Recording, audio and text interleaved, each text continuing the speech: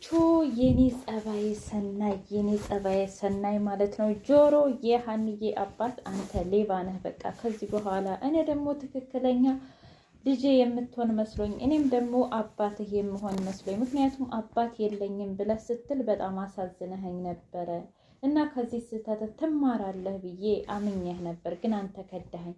ምን አይነቱ ልጅ ነህ? እንደ አባተው እንጂ እንድህም አትበል። በቀላሉ ከሌብነት መውጣት አይቻልም። አንተ በእኔ ቦታ ሆነ ካላየኸው በስተቀር እኔ ልትረዳኝ አትችልም። እስኪ ንገረኝ፣ ማን ነው ርቦህ ያውቃል?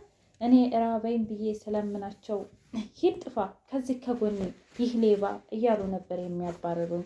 ስለዚህ በዚያ የተነሳ ነው እኔ መስረቅን የለመድኩት እና ለሆድህ ብልህ አየህ፣ መጀመሪያ ለሆድህ ከምትሯሯጥ ይልቅ ለጭንቅላትህን ብትሞላው ይሻል ነበረ።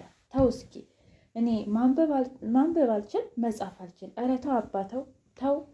ለምን ሰርተህ አትበላም? እስኪ ንገረኝ። ይህንን ቁመን ይዘህ ሙሉ ጤና ይዘህ እያሉ የሀኒ አባት እንግዲህ በጣም ሰደቡት ጆሮን፣ ስም ሳይቀር አውጥቶለት። ነገር ግን እንዴት ልማድ በትንሽ ነገር ስለማይለቅ አሁንም መልሶ እዛው ሌብነቱ ዝፍቅ ብሎ እንግዲህ እውነት ለመናገር በጣም ያሳዝናል ማለት ነው።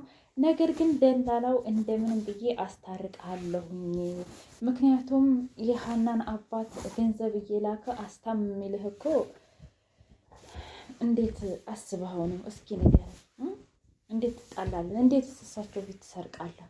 ቆይ ይሄ ሌብነት መች ነው የሚለቅህ? እያለ ደላላው በጣም ደረጀ እንግዲህ እየጮኸበት ነበር ማለት ነው። ብቻ እንደምንም ብዬ አሁን መታረቅ አለብኝ፣ ካልታረኩኝ ግን የእውነት እኔ በጣም ጥሩ ስሜት እየተሰማኝ አይደለም። ታውቃለህ፣ የሰው አባት እኮ አባቴ ብዬ ተቀብያለሁኝ እና ወድጃቸዋለሁኝ በጣም። ስለዚህ ከነሱ መነጠል አልፈልግም። ውድና የተከበራችሁ የቻናሌ ቤተሰቦች እንዴት ናችሁ? ሁሉ ሰላም፣ ሁሉ መልካም። እኔ እግዚአብሔር የተመሰገነ ይሁን ሰላም ነኝ። ለዚህ ቻናል አዲስ የሆናችሁ ሰብስክራይብ በማድረግ ቤተሰብ የሆኑ ነባር ቤተሰቦች ደግሞ ስለምትከታተሉኝ ከልብ አመሰግናለሁ። ኖላዊ ድራማ እንደቀጠለ ይገኛል። ሀንዬ የእውነት ትዕግስቷ ዘንድሮ መቼም በየቦታው የሰራተኞች ጸባይ ማለት ነው። የእውነት ደስ የሚሉ ነው። እስኪ ያስቡት። ጽናት ጋር ጽናትዬ ደስ ትላለች፣ ሀኒቾ ጋር ሀንዬ በጣም ደስ ትላለች፣ ሶሲ ጋር ሶሲ በጣም ደስ ትላለች። ዘንድሮ ግን ድራማው የእውነት በሰራተኞች የተሞላና ሰራተኞቹ ደግሞ እጅግ የተረጋጉ ጸባያሰኝና ትዕግስተኞች መከራም ስቃይን የተሸከሙ ልክ እኛ የመደም ቅመሞችን የሚገልጽ ድራማ እየተለቀቀልን ነው። ሰፍ ብላችሁ እናንተ ብቻ ይሄንን ቻናል ሰብስክራይብ እያደረጋችሁ መከታተል ነው። አዲስ እንዲሁም የተማርንበትን ከማን ምን እንደተማራችሁ ኮሜንታተሮችን ኮሜንት እያስቀመጣችሁ አብረን እስከ መጨረሻው ድረስ እንከታተላለን ማለት ነው። ኖላዊ ድራማ በጣም ደስ ይላል። ነገር ግን እውነት ሰላም በየቦታው እንግዲህ ክፉ ትወና ነው የምትተውነው ማለት ነው። ነገር ግን በጣም ኦቨር ሄደ ትወናዋ ማለት ነው። በዚህ ልክ ሰራተኛን ቁም ስቅሏን እያሳየቻት ትገኛለች። ምክንያቱም ለወጣ ነው ምግብ ስሪ ቶሎ የሚፈጥን ነገር ብላል። ሀኒቾ ደግሞ ሂዳ እንቁላል ሰራች። ከዛም በኋላ እንዴ ቁርሱ አልደረሰም እንዴ ስትል፣ አረ ደርሷል፣ ቁርሱማ እኮ ሰራሁልሽ። ማለት ምን ቁርስ ነው? ቁርስ ብለሽኝ የለ እኮ ምን ማለት ነው? እንቁላል እንዴ? እኔ ሰላም ነኝ እንቁላል የምበላው? ከመቼ ወዲህ ነው እንቁላል የምበላው? እስኪ ንገሪኝ አለች። አይ ታዲያ ቶሎ የሚፈጥን ነገር ስሪ ስትኝ ምን ላድርግ ብለሽ ነው? ያው የደረሰልኝ ይሄ ስለሆነ ይህን ሰራሁልሽ አለቻት። ከዚያም በኋላ እባክሽ ተይው በቃ ይሄን አልፈልግም፣ ሂጂና ሰንዱች ነገር ስሪልኝ። ውይ እንደው መዳረቅ እኮ ነው እያለች በጣም እየተበሳጨች ነው።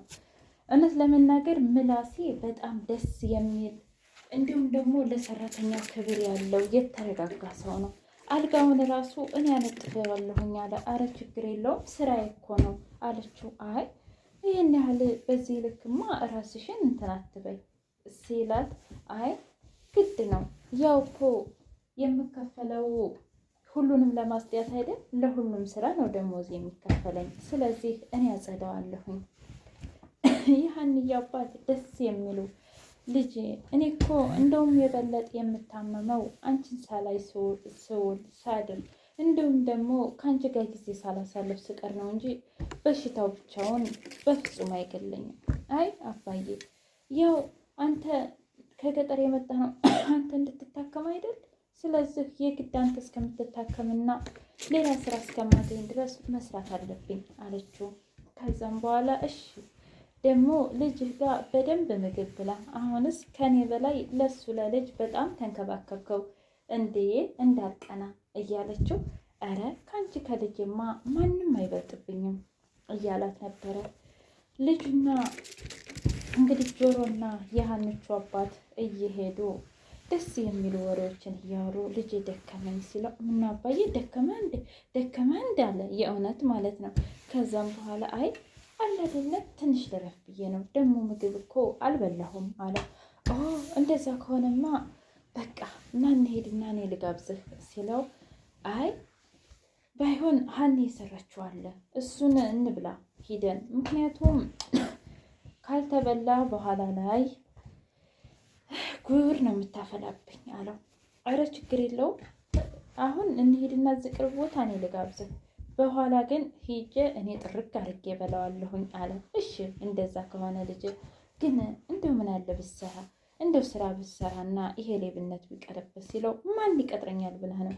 እኔ እኮ ሀን እንኳ አልቆጠርኩም ሀን እንኳ እኔ አልቆጠርኩም። ስለዚህ ማን እኔን ይቀጥራል ብለህ ነው አለው። አረ እንደዛ አይባልም ልጅ፣ ሀኒን እንኳ አታያትም? ሁሉን ነገር ትተመታ እኔን እዚህ በሰው ቤት እየተንከራተተች እኔን ለማዳን ከፍ ዝቅ የምትለው እኮ እስኪ ተመልከታት አለው። እሺ ብቻ እሞክራለሁኝ አለ። አይ እሞክራለሁ ሳይሆን አደርጋለሁ ነው የሚባለው እያለ ሲያወራ ነበረ የሀኒች አባት። በሌላ በኩል የሰላም እናት እንግዲህ ልጄ የት ነሽ? እባክሽ አንድ ነገር ሳልሆን ነይ ቶሎ፣ አትፈልጊኝም ወይ እያለች ፎቶዋን ይዛ እያለቀሰች ነበር። አሁን እኔ ኑረሽ በነበር አይዞሽ እናቴ ብለሽ ከጎኝ ታጽናኝ ነበር እያለች ነበር። ሰላም ከነቃች በኋላ አሁንም እዛቸው ልጅሽ ጋ ነው እንዴ? ወይ ጉድ! እንደው ይገርማል። ለማንኛውም ተነሽና ነይ እንሂድ ቤተክርስቲያን። እንዴ ኧረ እኔ አልሄድም። ለምን? ማለቴ እኔ ዛሬ ቤተክርስቲያን አልሄድም፣ ይልቅንስ ምግብ ርቦኛል ምግብ። አይ እኔማ አልሰራም አሁን። ማለት አንቺ ሰርተሽ ብዬ እኔ ሰላም ነኝ ክችን ገብቼ ምግብ የምሰራው? አዎ ምን ችግር አለው ለራስሽ። አይ በፍጹም አላደርገውም እያለች እናቷን ስትገላመጥ ነበር። ኦቨር ነካች ሰላም በዚህ ልክ እናቷን። እናቲቱስ ብኮን እውነት ለመናገር በዚህ ልክ ሰይጣነሽ ምናምን እውነት በጣም እንትን አጋነነችው ማለት ነው። እናቲቱ ራሱ የእውነት የእናትነት ወዝ ራሱ በፍጹም እየታያባት አይደለም።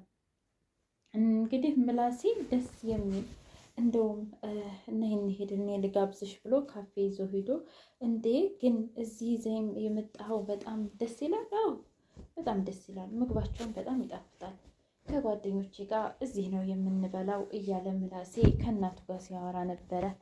ከዛም በኋላ ጆሮ ስልኩን ሲያየው በፍጹም ስሜቱ መቆጣጠር አልቻለም። ይሄንን ስልክማ ማጮህ አለብኝ መሸጥ አለብኝ ብሎ ልክ እንደሰረቀው ሲቅበዘበስ፣ የሀኒቹ አባት ደግሞ አረ ምን ሆና ነው ልጄ ዛሬ እንደው እጅ ልታጠብ ብለህ ሂደህ እጅህም ደረቅ ነው አሁን። ቆይ ምን ሆና ነው? ሽታው ለቀቀው እንዴ?